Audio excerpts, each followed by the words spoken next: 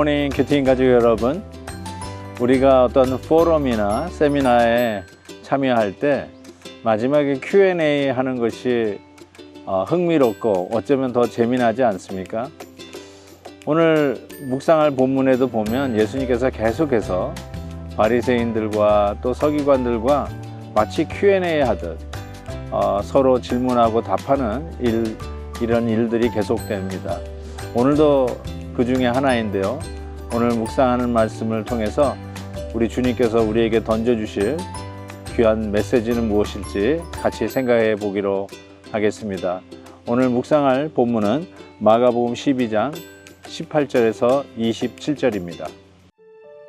부활이 없다 하는 사두개인들이 예수께 와서 물어 이르되, 선생님이여, 모세가 우리에게 써주기를 어떤 사람의 형이 자식이 없이 아내를 두고 죽으면 그 동생이 그 아내를 취하여 형을 위하여 상속자를 세울지니라 하였나이다.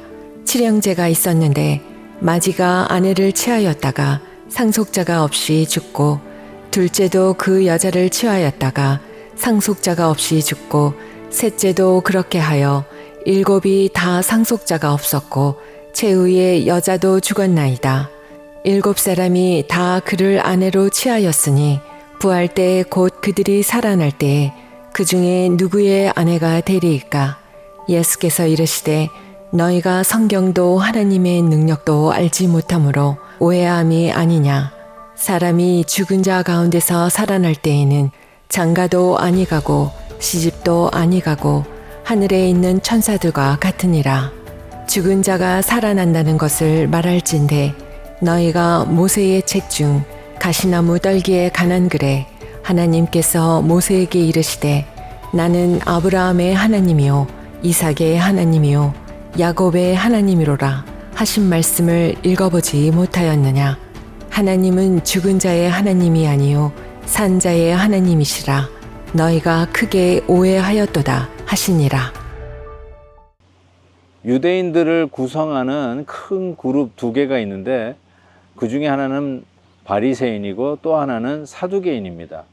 그런데 이 두 그룹에 아주 첨예하게 대립하고 있는 주장이 있었는데, 특별히 사두개인은 부활을 믿지 못하고 오히려 바리새인들은 부활을 믿습니다. 사두개인들이 부활이 없다라고 주장하는 나름대로의 근거가 있습니다. 오늘 본문에 이 사두개인들이 왜 그들이 부활을 믿지 않느냐 하는 것에 대한 근거를 모세 오경을 근거로 해서 제시합니다. 오늘 말씀에 보면 모세가 모세 오경 속에서 형이 자식이 없이 죽으면 그 동생이 형수를 취해서 아들을 낳아 형의 대를 이어가는 그 당시 사회적 제도, 계대 결혼이라고 하는 제도에 대해서 모세가 모세 오경에 언급했다는 것이죠. 그러면서 사두개인들은 7형제의 예를 들면서 만약에 맏형이 애가 없이 죽고 또 둘째도 그렇고 셋째도 그런 식으로 애가 없이 죽어서 동생들이 계속해서 형수를 취하는 예를 가상해서 말을 하고 있습니다.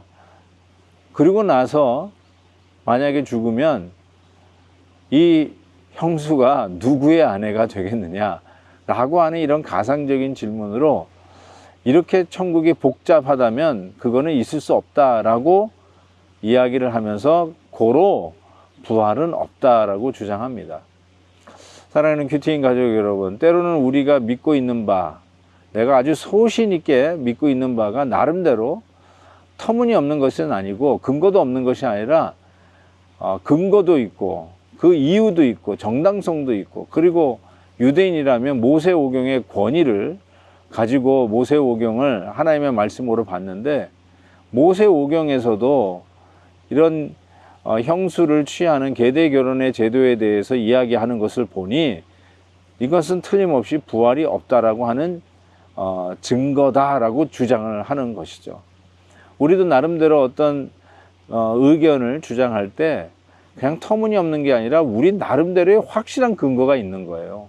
그래서 주장을 하고, 그래서 목에 핏줄을 세우고 그리고 소리를 높이고 자기의 의견을 받아들이지 않는 자들을 향해서 완전히 적대시하고 이러한 어떤 극한 상황까지 서로 대치하는 상황까지 가지 않습니까? 저는 이와 같은 사두개인의 이야기를 보면서 이렇게 자기 의견을 주장하는 데 있어서 나름대로 근거를 가지고 저렇게 주장하는 거구나. 그래서 때로는 우리가 어떤 의견을 주장할 때 내가 소신 있게 어떤 타당성이 있다 할지라도 다시 한번 나의 주장하는 바를 돌아봐야 되겠다라고 하는 교훈을 얻습니다.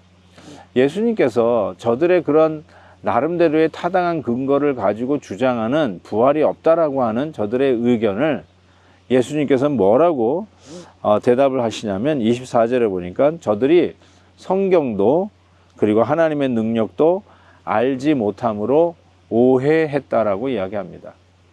저들의 어떤 근거가 논리적이지 않다 뭐 이런 식으로 반박하신 게 아니라 성경을 그리고 하나님의 능력을 오해했다라고 이야기합니다. 그러면서 우리가 하나님의 이름을 부를 때 아브라함의 하나님, 이삭의 하나님, 야곱의 하나님이라고 부르지 않습니까? 그러면서 그 예를 들면서 이것이 옛날 우리 역사 속에 존재했던 이미 고인이 된 사람의 이름을 불러가면서 죽은 사람의 하나님이라는 뜻이 아니다. 아브라함의 하나님, 이삭의 하나님, 야곱의 하나님이라고 부를 때 그 하나님은 산자의 하나님이라고 우리 주님이 명확하게 말씀하십니다. 우리가 믿음의 선조들이 천국 가신 우리 선조님들이 계시지 않습니까? 그런데 그 이야기를 할 때 그분들이 죽은 분이 아니라는 거예요.